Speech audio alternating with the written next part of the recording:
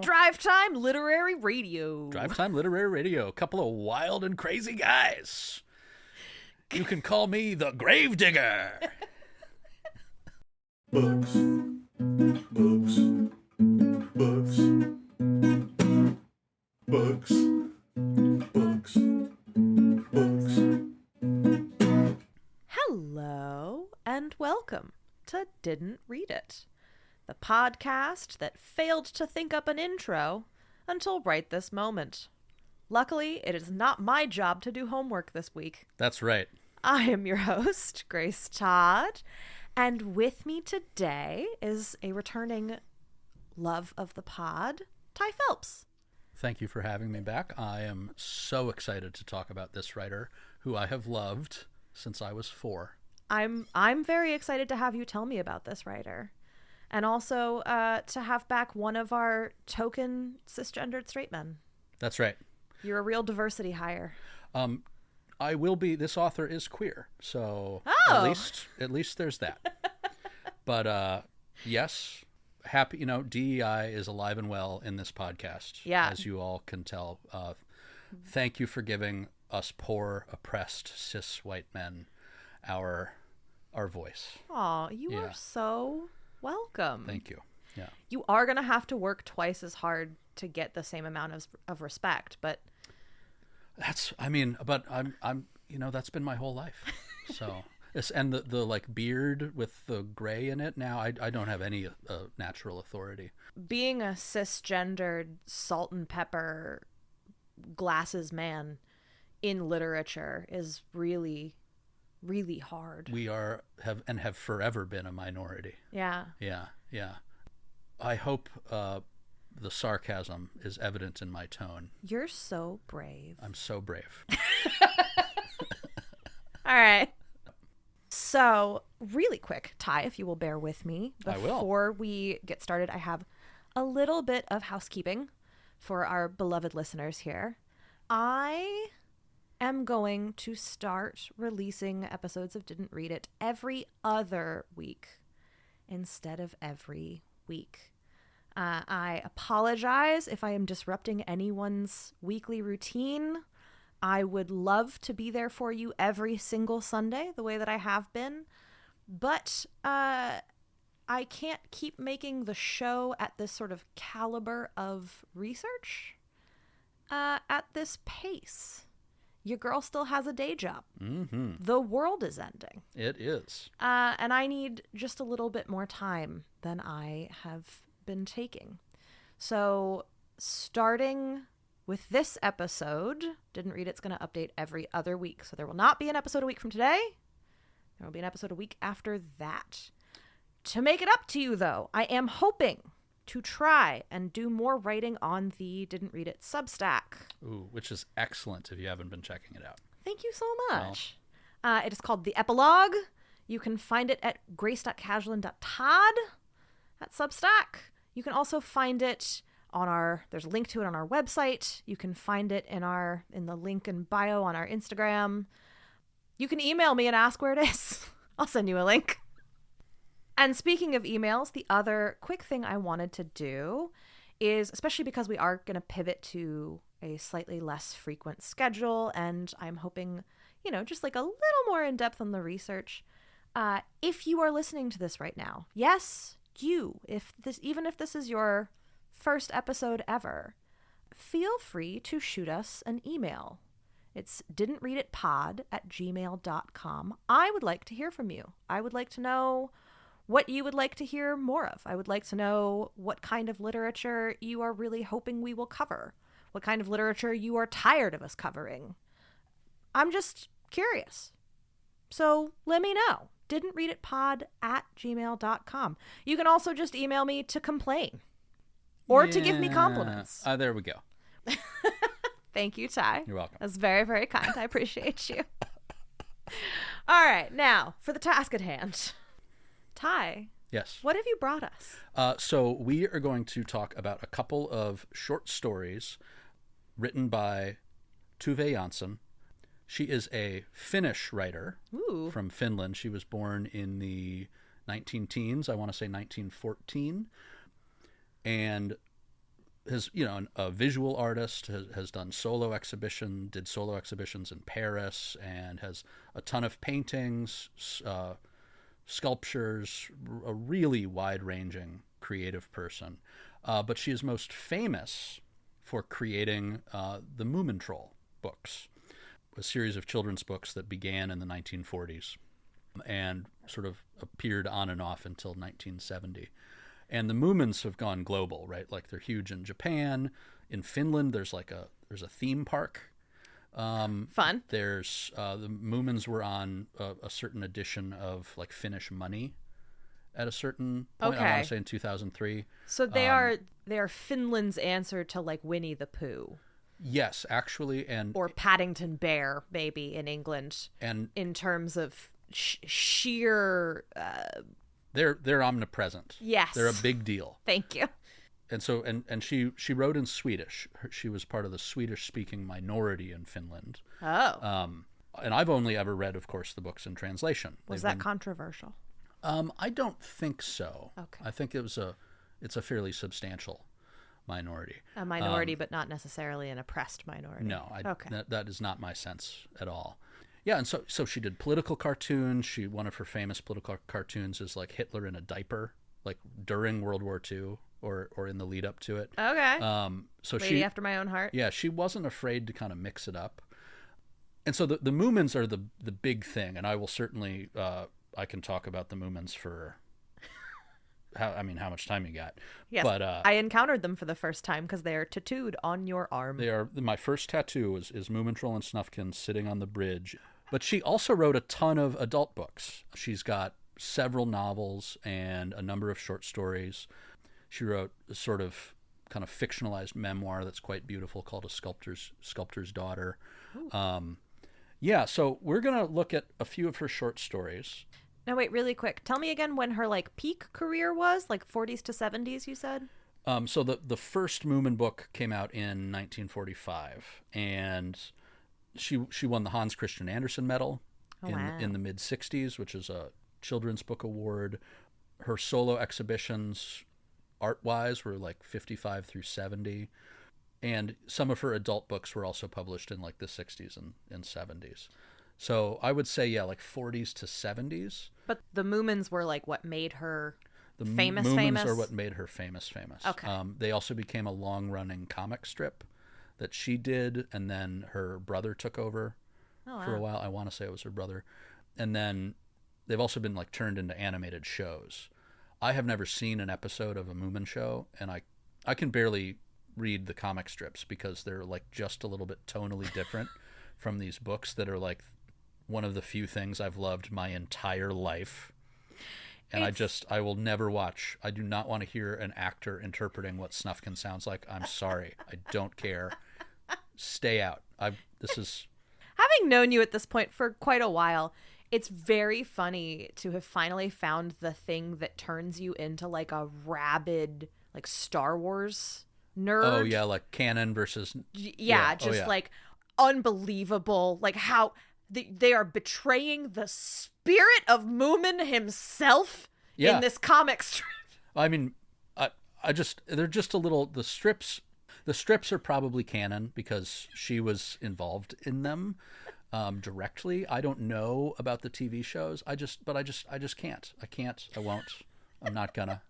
If you try to, you would have to sit me down A Clockwork Orange style and hold my eyeballs open to get me to watch one of these shows. It's just such a little diva right now. I am a diva. Okay. My band, of which I was a long time the only dude, now we have a second dude, but they just determined that I was the biggest diva in the band the other day, and I was like, yeah, no duh. So, all right. Anyway, so one of the things I really, really love about the Moomin books that I think infuses all of her work is there's this really, really interesting balance between this joyful adventure, this idea of spontaneity of, one of the major characters, Snufkin, all he owns is the clothes on his back, a hat, and his harmonica, and a tent, right? I had sex with a guy like that in college. Yeah, well, we all did. or we were guys like that in college, or tried to be on, for certain occasions. And then there's also this really homey quality. There's like this Moomin Mama and Moomin Troll are both really like home based, very domestic, very kind of like sweet and cute. And when they come back from an adventure, they always have like a bunch of people and creatures that they've picked up along the way, and they just get invited to stay, and a new bed is made up, and there's no fuss. It's just like, and so now there's just all these creatures in the Moomin house. Yeah, it's just delightful. And then as the books go on, and as the short stories also show, so there's this like blend of adventure and domesticity, but then there's also like this sort of pervasive melancholy that starts to creep into her work. Like a lot of the later Moomin books, they're like defined by absence, right? Like close friends that are missing each other and not together, and like rarely together. So there's this psychological realism and depth of emotion and kind of darkness that's really fascinating, and also elements of wildness that are really threatening in her work. I just find it so compelling, and I think as a stylist, or at least translated into English, I love the way the words are put together, the way that characters sort of swing in these sort of big emotional shifts, but it feels totally natural, and the way that like these intense things, this wildness, this melancholy is also often put in these very small containers. I mean, those are both elements I feel that you find in all of the most successful children's literature, especially. Yeah. Like, there is no good children's literature that doesn't have that little thread of melancholy. Right. Like, even there was a really good New Yorker profile at this point, like a couple years ago, of Margaret Wise Brown, who wrote Goodnight Moon. Yeah. They were talking about the melancholy in Goodnight Moon. And I was like, oh, yeah. Mm-hmm. That is a melancholic book in a lot of ways. Yeah. And it's also a wonderful book. So, yeah. Yeah. Oh, and the best children's literature is not afraid of the complex, dark parts of human nature, the sadness, the fear, the difficulty. Yeah, children have the biggest feelings of them all because they're having them all for the first time. Yep. The efforts to sanitize and protect, I think, are misguided. And all of, I mean, the Pooh books, right? So sweet and adorable and warm, but also, there's characters that are full of arrogance, like Rabbit and Owl, and Eeyore is like, I mean, what a wonderful character Eeyore is, right? And the one moment where he's so excited because he's the popped balloon, the gifts that his friends try to get him for his birthday, right? And Piglet pops the balloon and Pooh eats all the honey because he's an asshole. And then, but now the popped balloon goes in the empty honey jar, and Eeyore's having a blast. And it's like, it's one of my favorite things to just get that little bit of triumph for Eeyore. But also just the fact that Eeyore exists is part of what makes those books so special. And I think the Moomin books, there's a lot of tonal similarities, a lot of real, like beautifully representative of childhood in the language itself. Like, so it's we're gonna okay. Kind of feels like maybe this should have just been a Moomin episode. You know what? It's my fine. Friend. It's fine. It's fine. I have long said that if I was forced to stand on a street corner, being some sort of hawker, like a Bible thumper, or that these are the books I would hawk. I saw some people on campus the other day with their small children that should have been in school, and they had set up this whole table and a big sign that said free stuff, and all of the free stuff was religious bullshit. So maybe we need to put you opposite them the next time they turn up.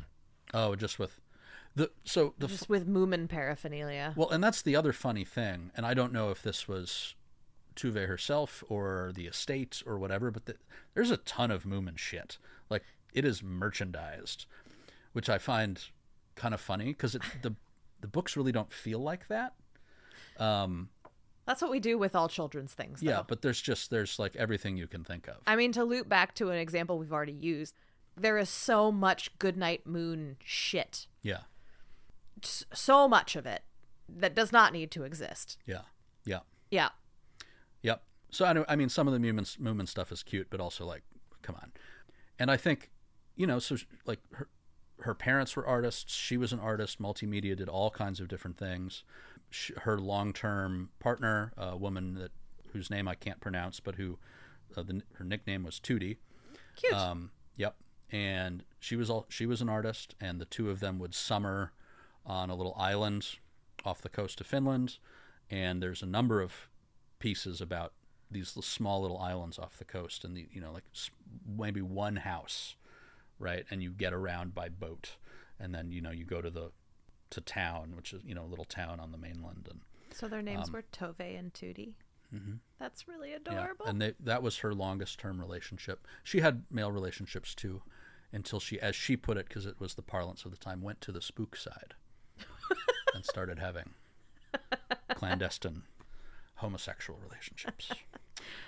When I was a kid, I believe what we said was that they started pitching for the other team. Mm-hmm. When I was like 7. I don't remember why someone needed to explain this to me logistically, but I remember someone being like, she started pitching for the other team. Mm-hmm. You're like, okay. I'm like, all right. Great. Pitch for whoever you want. Well, it was more, I think, I don't know why we didn't have to it's like she was bisexual. Right.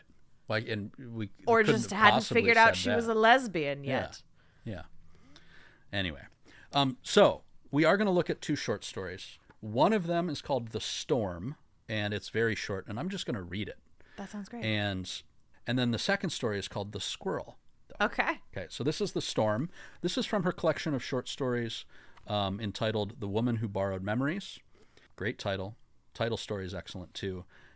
These were stories that were published, I think, between 1971 and like 1998. Okay. And Lauren Groff wrote the introduction, which is interesting. Love Yeah. her. And she starts with, Tove Jansson is a writer of islands. So I was right about the island thing. I even forgot. I didn't look at the introduction before because I've had a really long couple of weeks, and I'm relying on my overall enthusiasm for this woman and her work. Okay. Okay. The Storm. She was awakened by a banging ventilator and lay still and listened, noticing how the storm altered the light patterns on the ceiling. The shadow of the water pipes was an unchanging cross above the head of the bed, but again and again new reflections of swaying streetlights swept across the ceiling, and sometimes the lights of cars, though there weren't many of those at this time of night.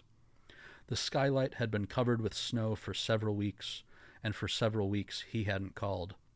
That meant he would never call again. Now the door to the washroom started to bang, and she got up to close it. Without turning on the light, she walked into the front room facing the street. The wind came in gusts and swept snow across the windows in hard, hissing blows, but it wasn't snowing. Above and beyond the storm, she heard a heavy, hammering noise she couldn't figure out.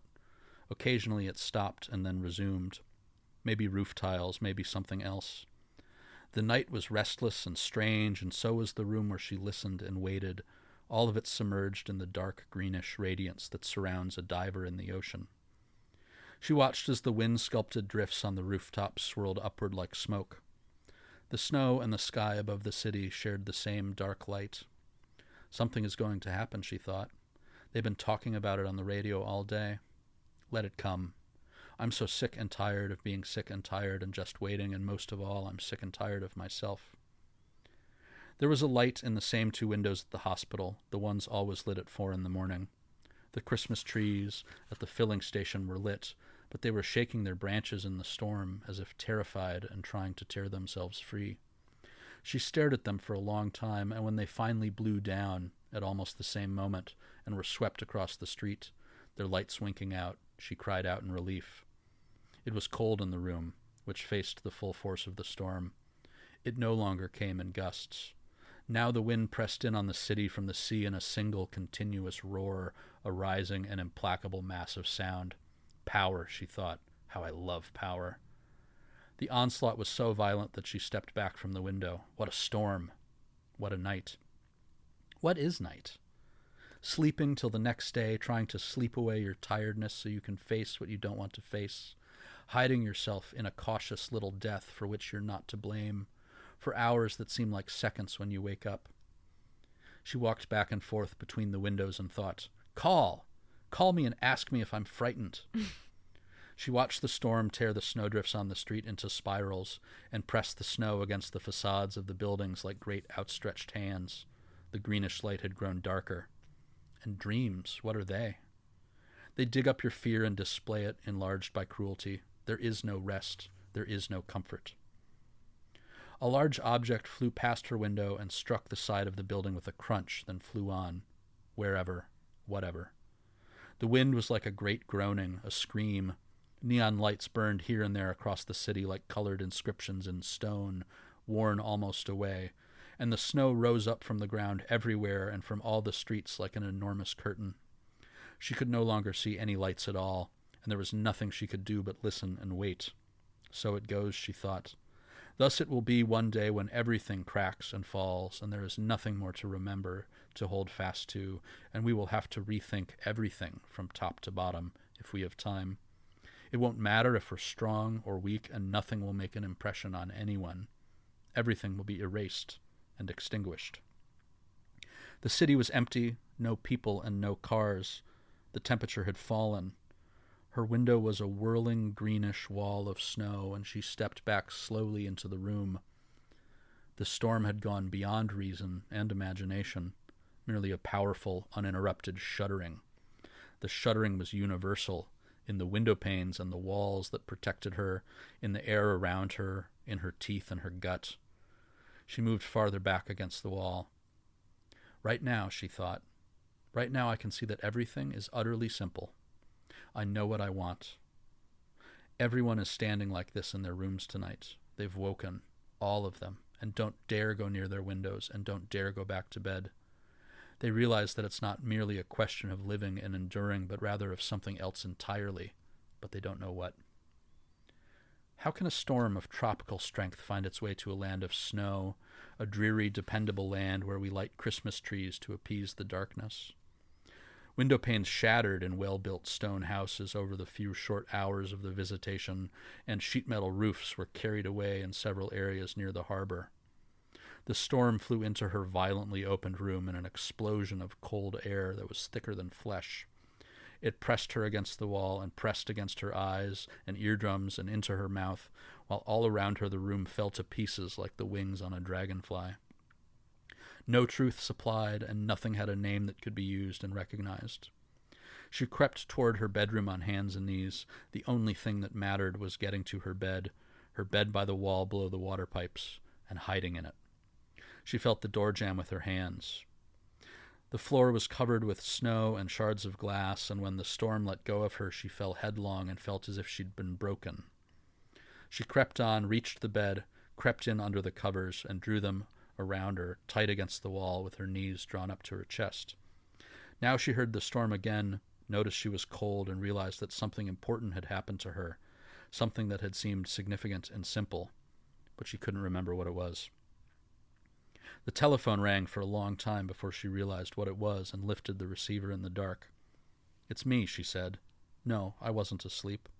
She listened attentively, staring at the ceiling, which was no longer a ceiling. The window frames had become a black and arbitrary geometry. She lay beneath a grillwork of broken beams, and above them was a firmament of dark light that rose higher and higher in unbroken eddies of snow. "Don't explain," she said. "Don't say the same thing over and over again. It doesn't matter." She straightened her body in the bed. Slowly, disdainfully, she stretched out her legs and thought, "It's not a bit hard to be strong." "It doesn't matter," she said again. "If you've had an insight and then lost it, don't worry about it. You'll remember it in the morning." She put her arm under her head and turned on her side. "Yes," she said. "Yes, of course I'm frightened. Do that. Call me in the morning." They said good night. She hung up the phone and fell asleep. About 7 o'clock the wind died and the snow drifted down over the city, onto streets and roofs and down into her bedroom, which was completely white and very beautiful when she awoke. that's the storm. All right. One night, a storm, almost entirely internal reaction, Yeah. except setting, and an unnamed person who doesn't call, presumably is the person who calls at the end, and there's those little snippets of dialogue, and then we're out. What do we make of it? I mean, I think it's really a story about those individual moments where we're by ourselves, right? And we're faced with something, and this is that wildness that comes in, that is so much more powerful than we are, than our human behaviors, the buildings, the structures that we think will protect us, right? And there's this simplicity and this straightforwardness to that. And there's some powerful thing to be learned, but that doesn't appear to be something that we can articulate. And in fact, a couple of times in this story, that's what we get. It's not merely a question of living and enduring, but rather of something else entirely, but they don't know what. She couldn't remember the thing that seemed significant and simple. You come up against these forces, Yeah. right? And they have some sort of incredible impact on you. And then the next morning you wake up and your house is just and like, Yeah. what do you do with that? And the paralleling too of these incredible forces of nature with the sort of more mundane but no more intractable forces, like being hung up on someone you shouldn't be. Yeah. And not being able to stop yourself. Or like me having,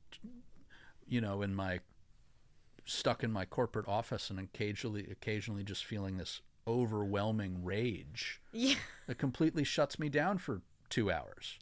For all my rage, I'm still just a corporate man in a cage. Yeah, in a big fancy building. Yeah. And the way that like these emotions sort of come on suddenly. In this story, I think kind of she's much calmer internally than the storm outside, at least based on the language. She says that she's frightened and feels excited, but there's also these comments like where she thinks it's not a bit hard to be strong, or there's this. Yeah, but that's also, and I don't want to gender this because I am trying very hard not to fall into gender essentialist thinking in a gender, in a broad sense. But I'm ching. But that is a sensation that I actually get, which is being simultaneously a chaotic disaster and also dispassionately observing that chaotic disaster happening inside of your own self and being like, gosh, look at me toughing through it. It's not that hard. This is fine. I don't care if he calls me. I don't care if anything. I don't care. It's fine. Yeah. So I don't know. I chose this one because I thought when we were talking about the wildness and the domesticity, right? And here is that wildness entering into the realm of the domestic really kind of violently and suddenly. And we see what happens. Yeah. But also not much happens. No. Right? Like those things are actually like we don't get to protect ourselves from the world. The world will find us. No. Well, and especially not as a queer woman. Oh, yeah. And this is top of mind because I am currently doing reading and research for what is going to be an upcoming Willa Cather episode. But do you know, was Tove, did she have to be closeted at any point? Was she out? I don't think she was ever really out. Did she write about queerness, or did she do the thing that lots of authors did up until very recently where all of her stories were about cisgendered couples? I would say there's not like in the Moomin books, the romance. Those are children's books, but like in her fiction for adults. In her fiction for adults, I think it's more complicated. There is a whole collection, I'm trying to remember the name of it, about two women living together. And they clearly seem to be a couple, but they're also artists that have their own space, and they have a passageway. Okay. Right, and so they go back and forth to each other's apartments through this passageway. And oh boy, it's been years since I read The True Deceiver, so I don't remember that novel particularly well. But in a lot of her stories, at least in the two I've chosen today, it's women by themselves. So well, I wouldn't describe. I would say there's certainly queer subtext in some of her work, and I don't think she was super secretive about it. But I do believe one of the reasons that her and Tootie would go to the island was so that they could live together during those times without having to worry about all the rest of it. Yeah. So I don't think it was a super comfortable existence in that way. They seemed to have managed it, and at this point it's pretty common knowledge among people that know this artist.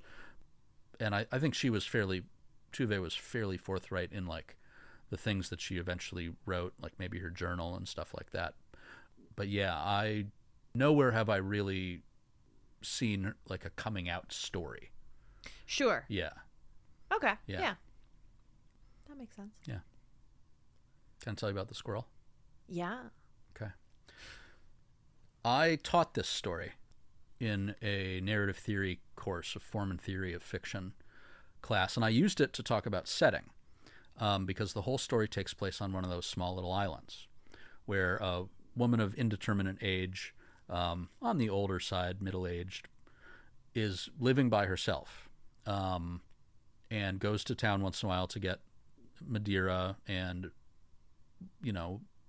firewood or oil for the lamps or whatever. But otherwise, I like that Madeira is one of the input. It's like we need the Madeira wine. Oh, Madeira is it is like what's very interesting. This character basically structures her day around Madeira, and when the Madeira runs out, it's like time might as well not exist. I mean, girl, same. Yeah, right.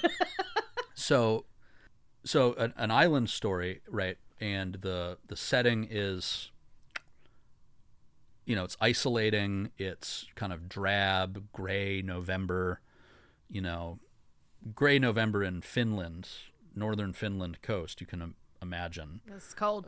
Cold and fairly damp. Icky, and and all that happens in this entire story, I don't know, it's maybe 13, 14 pages. A squirrel shows up in the first paragraph.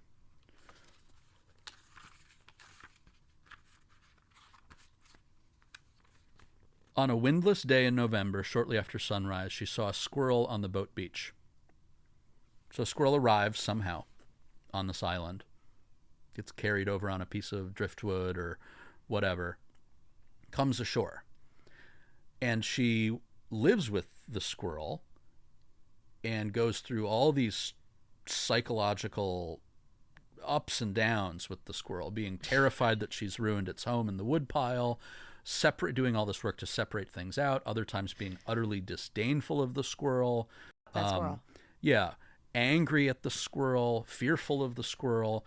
She writes about the squirrel. She tries to, she feeds the squirrel at some points, and then the squirrel comes into the cabin at one point and is on the table. She sees some fishermen, across the way, and like hides from them, and then feels silly about hiding from them, and then realizes maybe she needs to hide from them. And then eventually, months go by, some amount of time, or maybe not that much time. It's really hard to tell. At the end of the story, right, she thinks about going to town. She doesn't. She runs out of Madeira. She thinks about going to get more. She doesn't. She sleeps a bunch.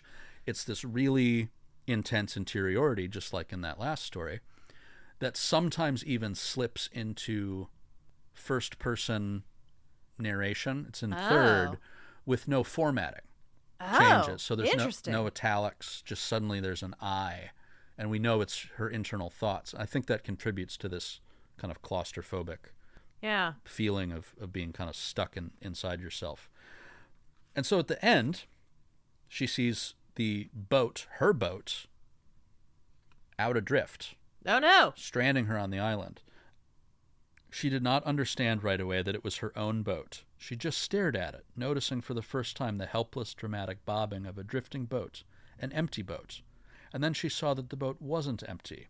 The squirrel sat on the rear thwart, staring blindly straight into the light. It looked like a piece of cardboard, a dead toy. "You damned squirrel, you," she says later, slowly and with admiration. And then she feels this relief because she doesn't need to hate the squirrel anymore. She doesn't have to worry about the squirrel. She doesn't need to write about the squirrel. She doesn't need to do anything. And then the story ends, and this is what threw my students into just an absolute tizzy. And it ends the same way it begins. On a windless day in November, shortly after sunrise, she saw a person on the boat beach. So now we're like, did she invent the squirrel? Is the squirrel a person the whole time? Has a whole year gone by?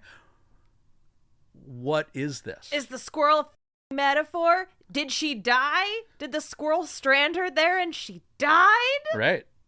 Is she in purgatory the whole time and the squirrel is Dante's, what's his name? The guy who guides him? The squirrel is clearly a metaphor for love, and then love leaves her and she dies, and then Christ himself is on the beach waiting to take her away. Footsteps in the sand. Mm-hmm. Yeah. Yeah. So my students decided that when there was only one set of footprints in the sand, it's because I was carrying your squirrel. That's right. And they're little paw prints. and so they decided that we are all living inside the mind of an imaginary squirrel. And that is the world that we have. And the squirrel became sort of a totem for the class. And they were, when I was thinking out loud one day about a Halloween costume, and they were like, "Oh, you have to be a squirrel. Go buy a squirrel costume." And I was like, "Okay, fine." And that's how I have the squirrel costume that you've seen a few times. I am not. This story is the origin of that stupid costume. I am not going to lie. We are all living in the mind of an imaginary squirrel is exactly the kind of classroom conversation that makes like Project 2025 people like wildly angry. Oh, yeah. They're like, it's like, oh, how dare people read a story and just have fun? How dare you be whimsical and be curious and imaginative? Yeah, how awful. God, it makes me so mad. But and so again, we have this kind of very domestic, isolated, home focused, right? Like chopping the wood, making the coffee, sitting by the fire, right? All very kind of task oriented, deep psychological realism with all these emotional ups and downs. And well, in a real preoccupation with surveillance. Oh yeah, with being seen and seeing others, 100%. Yeah, very much so. And not the dangers of surveillance, but also the comfort of surveillance. Mm-hmm. It's recognition from another. Yeah. Yeah. At its barest definition, I suppose. You know? Yeah. And I feel like this pops up. I mean, this pops up in a lot of literature. In my opinion, pops up especially in queer literature, is this tension between like, oh God, please perceive me, and it's actually very dangerous if you perceive me. Mm-hmm. So could you like not? Mm-hmm. And the conflict between those two desires. Oh yeah, and that feels very real in this unnamed character. Well, there's a bit of that in The Storm too. Oh yeah, like call me, don't call me. Mm-hmm. There's an anger towards the man who isn't calling her, as much as there's a desire to be connected with, and a dismissiveness of it at the same time as a desire, as a longing for it. Yeah. Oh, yeah, yeah. It's just there's no such thing as an uncomplicated thought. I don't think in a Tove Jansson story. Doesn't seem that way, no. Yeah. It's very funny to make the avatar of all of that a squirrel, though. Yeah. It's got a sort of hallucinogenic quality. Oh, big time. They both do, actually. Yeah. Yeah, and they achieve that through this really precise sort of in-the-moment focus that's combined and like very precise detail that's combined with these sort of sudden emotional movements that to me always feel like they're surprising in the best way. Yeah. Where I'm like, I'm not expecting the character to do that or behave that way, but I understand, like it makes sense to me that they do. So like here's a paragraph. Just she's sitting around, right? She's drinking Madeira. Now, are we meant to understand her as being an alcoholic? Because that feels important. Or is it just that the Madeira is like a small totemic treat that she allows herself? She indulges in it quite a bit, but she also runs out and doesn't really do anything about it. Like if she was that much of an alcoholic, that would drive her off the island to go do the resupply that she thinks about doing but never does throughout the whole story. Because of the f***ing squirrel. She ought to go in and take the bus to town to get more Madeira. Not yet, but soon, before it got too cold. But the motor was acting up. She ought to try and fix it, but it wasn't the spark plug this time. The only two things she understood about the motor were the spark plug and the shear pin. Sometimes she emptied out the gasoline and strained it through gauze. She'd stood the motor against the wall of the cottage and slipped a plastic bag over the top. It stood there now. Of course she could row, but the boat was heavy and wanted to head into the wind. It was too far. It was all too bothersome. She turned it off. And then she just drinks more Madeira and doesn't go. So there's all this movement. There's all this bustling around and doing things and obsessing. And also, like, nothing much happens at all. There's so much stillness. Yeah. Yeah, these kind of strange contrasts. She feels super upset that she may have destroyed the nest. But then other times she refuses to think about the squirrel. She's angry at the squirrel. What made you pair these two stories together? Like, what is the... I think because I see them sort of setting things up in similar ways. Right now, they're very different in some ways, right? In one story, there is an unnamed other character, and there's a conversation. They're different in length, both in terms of page count and in duration. Right, the squirrel takes place over a much longer period of time, but they're both very inward. They capture the sort of way she puts sentences together and the way she kind of examines psychology pretty accurately. Like they're both kind of funny and kind of strange, but also like there's real risk. Yeah. Like if a storm blows my house open, my thought isn't, I'm going to crawl into bed and stay there and the bed will protect me. Yeah, I'm not going to lie. When that happened, I thought we were going to find out that it was like her imagination or like a dream. Right. And I was like, oh no, her house is f***ed up. Yeah. That's going to be expensive. You got to call insurance. Yeah. You got to do renovations. But she wakes up and everything is beautiful. And expensive. And frozen. Yeah. Yeah. And f***ed. Yeah. And this other lady's stuck on an island. Stuck on an island, right? Without Madeira, and who knows how much food. And it was November at the start of the story, which seems like maybe time to get the fuck off the island. Yeah. And go somewhere with anything to get through what's, I imagine, a pretty gnarly winter. Yeah. And there's these big internal like psychological swirls that are also paired with like a sort of let it happen attitude in some moments and like a intense desire for control in other moments. They're both characters that are like pretty isolated in the stories, and they both have a lot to do with the natural world in certain ways. Yeah. And the way the natural world sort of comes calling, either breaking into your house or a squirrel arriving to visit. And breaking into your house. And I think also maybe they're the two that I've returned to the most for whatever reason. And so I felt like, I'll have quite a bit to say about them. So I think that's why. Yeah. Yeah, all those reasons. What do you think the squirrel is a metaphor for? I think honestly, it strikes me as the way the character is like fairly regimented with her behavior, right? It strikes me as kind of just a metaphor for those things in our life that are outside of our control, right? That and like an island by yourself, small, other people aren't really coming there. You've got what you need, right? That's like a very controlled environment, all things considered, for a person to be in.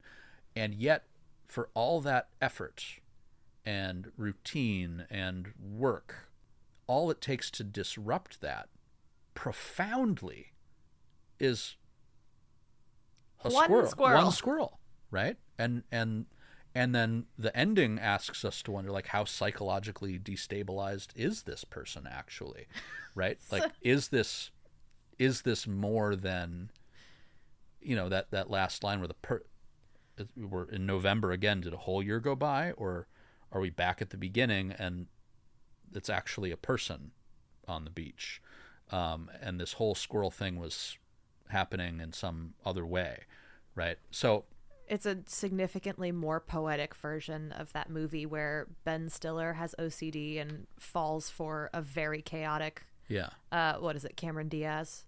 Yeah. What is that movie called? Is that Something About Mary? No, is it? Well, that's Ben Stiller and Cameron Diaz. What's the one where he like is genuinely OCD and falls for a woman who is a chaos gremlin and there's a ferret involved? 90s rom-coms. I'm surprised you're letting me down on this. Well, the problem with the 90s rom-coms is that I saw all of them in the 90s and haven't seen most of them since. And you've smoked a lot of weed since then? Maybe. Well, in the 90s, like I saw There's Something About Mary in the theater, and I remember the Brett Favre cameo. Yeah, and sure. Everyone in the Wisconsin theater booing when Mary said, "I told you I was a Niners fan." Because Brett Favre had not yet been publicly disgraced with all of his horrifying behavior. Sure. I don't think it's that one, though. I think it's a different one. It could very well be. There's a fair, I don't know. Bad joke. I know pop culture. Anyway. Yeah. Yeah. And I think there's something very comforting because, I'm someone that certainly struggles with some anxiety and wishes I could have things under control, and just encountering art that reminds me that that's just not how life usually works. Like, you can be as controlled as you want. You can try to have things as particular as you want, but something will come along and disrupt it, right? There is just no such thing as achieving some perfect routine of life that will, for all the idiot Instagram life hack, stupid routine bullshit, and all of our toxic optimization culture, and stories like this, I feel like, are a very gentle reminder that, the best laid plans of women and squirrels go oft awry. Yeah. I mean, that's really lovely. Yeah. I wouldn't need to know because my life actually does go exactly according to plan. Oh, and that's yeah. How nice for you. I start every day by sticking my face in a bowl of bottled mineral water. Yeah, expensive bottled mineral water. Yeah, and then everything goes exactly according to plan every day, and has done for my entire life so far. Just military precision. Man, that was at all times. That was the weirdest one of those video. You're talking about the super jack dude. Yeah. It was like all over the internet for a hot minute, and that so much of that water. He brushed his teeth with it too. That can't be good. No, it can't taste good, and anyway. So all that stuff drives me nuts, but at the same time, I also have this urge for it, right? Because I want to wake up in the morning and write a poem and do my, back flexibility exercises, and then read for 20 minutes, and only then and I wake up in the morning and I drink coffee and I play on my phone. Yeah. Have you tried being different? Yeah, sometimes. And not that we can't try to improve ourselves. That's a very important part of being a person. But there isn't going to be some simple hack or whatever that allows you to do that. What you're going to have to do is adapt and be flexible in your thinking and be willing to make adjustments when a squirrel comes to your island, right? Yeah. And move with the emotional instability that comes with interacting with other beings, whether they're squirrels or humans or the AI robots that will one day rule us all. You cannot hack yourself out of being a human. Nope. And you cannot hack yourself out of needing other humans. Mm-hmm. And anyone who tries to convince you otherwise is trying to rob you. Yep. They might be robbing you with extra steps. Mm-hmm. They might just be robbing you, but they are trying to rob you. They want to take your money and give you absolutely nothing in return. Yeah. And they're allowed to, because America has absolutely lost its grip on grifts. Oh, yeah. We're, one of our great traditions is predatory business practices. And, a country of con men all the way down. Yep. Yep. I mean, that's one of Sorry, our great right. Con persons. It's one of our great archetypes, really. Oh, yeah. Yeah. I'm not kidding. No. That's absolutely. who we are. Yeah, absolutely.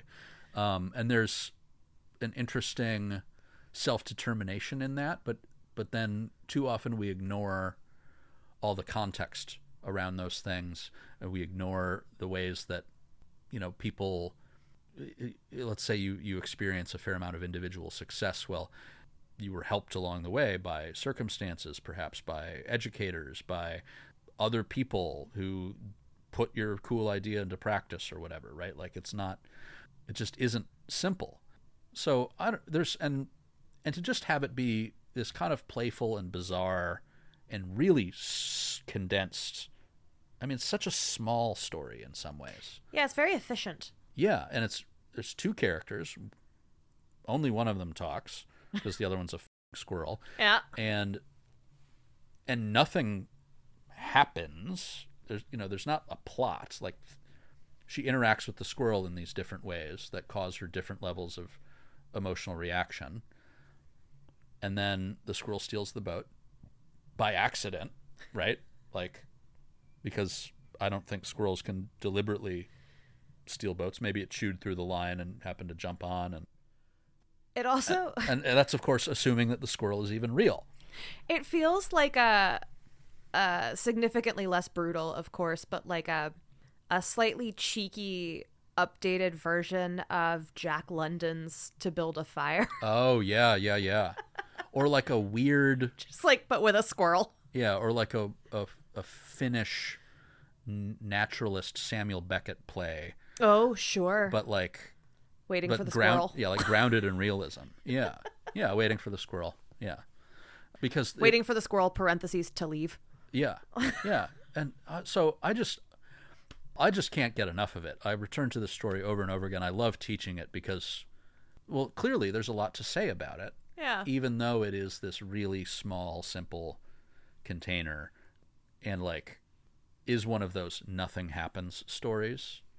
And sometimes those stories are frustrating. I find this one rather charming and playful and thought-provoking. And... Well, something definitely does happen. Oh, yeah. Like, yeah. Her boat's gone at the end. That's right. She might die. She might. Yeah, and there's like... That's conflict. There's genuine stakes. Yeah. Right? Both emotional and, like, literal. So, yeah, it's... And I think it's somewhat well representative of the way she can do these quiet things that have all this turmoil that's, like... just surprising and unusual, and I love her work. I've never read something of hers that I haven't enjoyed. Like, I think she is a spectacular batting average for high quality stories, essays, novels, the Moomin stuff. Yeah. Now, if you were on an island and the mammalian avatar of all of your problems was going to show up and torture you metaphorically, what would it be? Oh, boy. And how would it metaphorically torture you? I think it would be something burrowing. Oh, okay. Like a mole or a weasel or something. An ermine. Yeah, that would then get like, I would imagine it like undermining the structural integrity of my... Oh. And then I like, well, so like, do you go in and try to get it? Or do you say, I get the above ground, you get the below ground? Sure. What would I then do if it came above ground? Right? Like, yeah. Yeah. I think it would be something like that. Would I, in a frantic spate of Madeira-induced rage, start like digging up the whole island? Maybe. I did spend 24 hours by myself on a very small island in the Boundary Waters.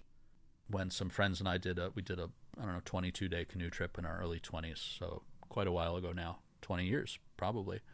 And we decided we were going to do a solo day. And so there happened to be a handful of islands. And so I could see two of my friends on their little islands, and I was on a little island, and 24 hours by myself on the little island. And I was going nuts. Like, I'm a pretty social guy. Yeah, you are. Everyone else was like, oh, this is so great. We're meditating and blah, blah, blah. And I'm like, I've walked back and forth across this island like 9 times. I've explored everything. I've done yoga. I've written in my journal. I've read the one book I brought and I finished it. And is it tomorrow yet? I ate all my snacks. I'm just losing my goddamn mind. So I there's no way I could do a whole. Yeah, so the mammalian avatar of your fears would just be the mammalian avatar of being alone. Yeah, just myself. How's that? Yeah. I'm the mammal that's going to terrify me. Yeah, you really don't like being by yourself. Well, actually, so I've gotten a lot more comfortable with it and a lot better at it. And now I kind of like going camping by myself, or I like going out to eat by myself, or I like going to a concert by myself. Yeah, I guess that's unfair. You really like people, though. You are a people guy. I am. I 100% am. Without oversharing, like, you wound up living with me at one point during lockdown because being alone was a lot of alone. Well, and I felt like, ironically, this brings us back to that idea of control. One of the reasons I joined the household at that point was I thought by living alone, I'm able to indulge in like full-on control freak, which we were all kind of behaving that way for good reason. Yeah. But I was like, oh, this level of control, if I get too used to this, it's going to be really hard to go back. Yeah. And I could feel that starting to, because like eventually the world will, you know, I wouldn't say we've ever gone back to normal, quote unquote. It was a profound change. It's the new normal. Even if we're not in lockdowns the same way, but like.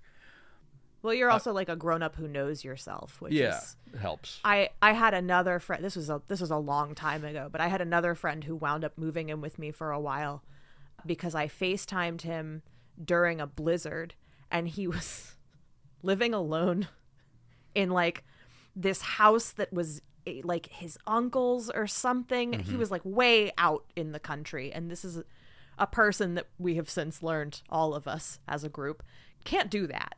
It doesn't work for him. And he'd been snowed in for a couple of days. Ooh. And he had like a manual labor job. So he was like up very early. He worked for like 12 hours. He came home. He went to bed. Mm-hmm. So he wasn't socializing after work. And then he got stuck in the house.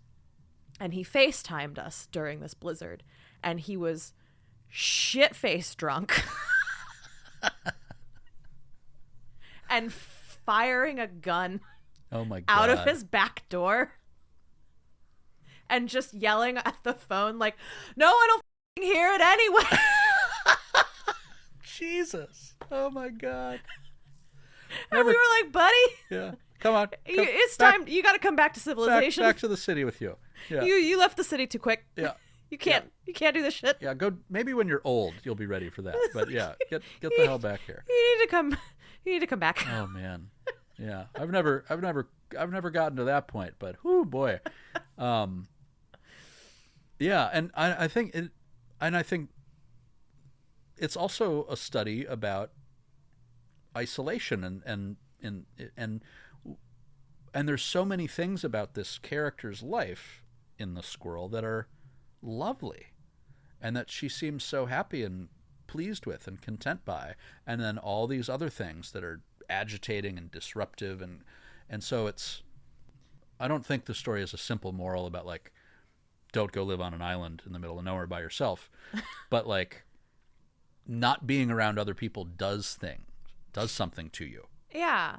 Any of us. Well, and also like if you take the squirrel as a metaphor for human relations, mm-hmm. like we need people, and especially right now it feels like we're very out of practice in our understanding of the fact that having human relationships means like ebbs and flows and frustration and forgiveness, mm-hmm. and like it sometimes means hitting a point where you're like, I never want to see this person again, and then talking yourself down like an adult. Yep. And like fixing whatever the issue is, or just, getting right in your heart. Yep. And trying again. Yep. Well, yeah, I mean, because we're all, right, we're bumping up against each other's stuff. And that's part of being a person in the world. Yeah. And that's the part that we seem to be sort of losing the fabric of, that like, no, you don't get to do whatever you want all the time, because there are other people in the world that also get to do things. Yeah. And sometimes their needs are going to bump into your needs, and it's going to be difficult. And to lose perspective to the point where you see your boat floating away, and your first thought is like, now I don't have to deal with them anymore. Right. Is like, that's bad. Yeah, I have elated relief. But everything's simple now because I think there are too many people right now that are in that headspace. Oh, sure. Just like, sure. well, my community is imploding, but at least I don't have to deal with people anymore. Yeah. I can just stay. I can just hang out by myself with my phone instead of company. Which is weird, because your phone is also a conduit to other people, like filtered through all these layers of platforms and whatever. But your phone is full of the illusion of people that have been filtered through an algorithm to make the experience completely frictionless. Right. And that is the big difference. And if something makes you go, ugh, you can just zip right past it. You don't have to. Your phone is the illusion of people reduced to a sort of meaningless slurry that obviates the existence of any discomfort at all. So are we all actually living inside of a imaginary squirrel's phone? Yes, Ty. We are living in the squirrel's algorithm. Okay. Mark Zuckerberg is the squirrel. Explains a lot, actually. I mean, look, he does have a kind of rodentine. Oh, yeah. Yeah. Yeah. Sharp little shit face. Yeah. So, anyway. All right. That's a couple short stories from my gal Tove Jansson. That's lovely. And Tove, not Tove. I think I mispronounced it at some point. It's okay. I pronounced her name Tove, because that's how it's spelled, until I was probably 35, and someone was like, that's not how they say it in Finnish. And I was like, I didn't know that. And then did you dunk on them by being like, she wrote in Swedish, actually? No, I didn't, because I was too taken aback by this disruption. My island of pronunciation had been invaded by an interloper who, just because they had facts on their side, was still... So I had to do some adjusting. But I would encourage everybody to... read the Moomin books, if nothing else. They're fast, they're delightful. And they get so complicated and interesting.